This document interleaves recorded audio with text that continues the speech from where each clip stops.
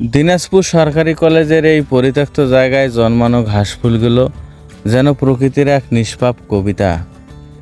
এদের নীরবতায় ছুঁয়ে যায় মন, যেখানে অবহেলায় হয়ে উঠেছে এখানকার বেড়ে ওঠার একটি সুযোগ। এই সাদা সাদা ফুলগুলো যেন অদৃশ্য কারো রেখে যাওয়া প্রজাপতির ডানা। বাতাসে দুলতে থাকা এই স্তব্ধতা আমাদের ডেকে দেয় এক গভীর প্রশান্তি।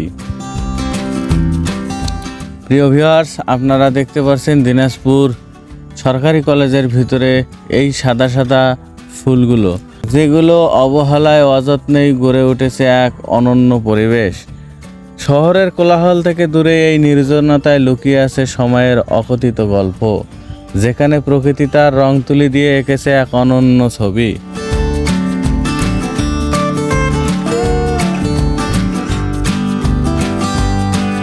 কিছু সুন্দর জিনিস কোনো প্রত্যাশা ছাড়াই জন্মায়, বেঁচে থাকে আর মুগ্ধ করে। ঠিক যেমন এই ঘাস ফুলগুলো, যারা প্রতিটি মানুষের মনে জায়গায় এক অনির্বাচিত ভালো লাগা।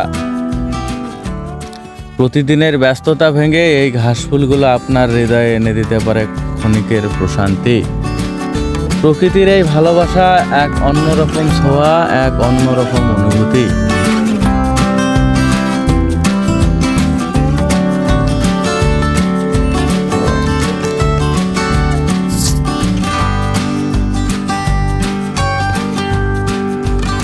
প্রিয় ভিউয়ার্স, আজকে আমরা আপনাদেরকে দিনাজপুর সরকারি কলেজের ভিতরে এই সুন্দর ঘাসফুলগুলোর মসৃণ জায়গায় নিয়ে এসেছি, কেননা সাম্প্রতিক সময়ে এই জায়গাটি খুবই জনপ্রিয়তা অর্জন করেছে। আপনারা দেখতে পাচ্ছেন আমাদের ভিডিওর মাধ্যমে।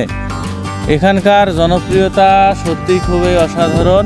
দিনাজপুর শহরের ভিতরেই দিনাজপুর সরকারি কলেজ, আর সরকারি কলেজের পিছনে যে দিকটায় রয়েছে আমবাগান এবং লিচু বাগান, এর ভিতরে এই সুন্দর ঘাসগুলো সত্যিই খুব মনোরম পরিবেশের সৃষ্টি করেছে।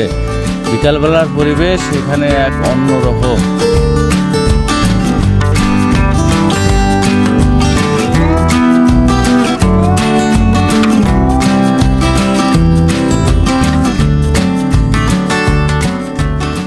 প্রিয় ভিউয়ার্স, আমাদের এই ভিডিওটা যদি আপনাদের ভালো লাগে থাকে তাহলে অবশ্যই লাইক, কমেন্ট, শেয়ার দিয়ে আমাদের পাশেই থাকবেন।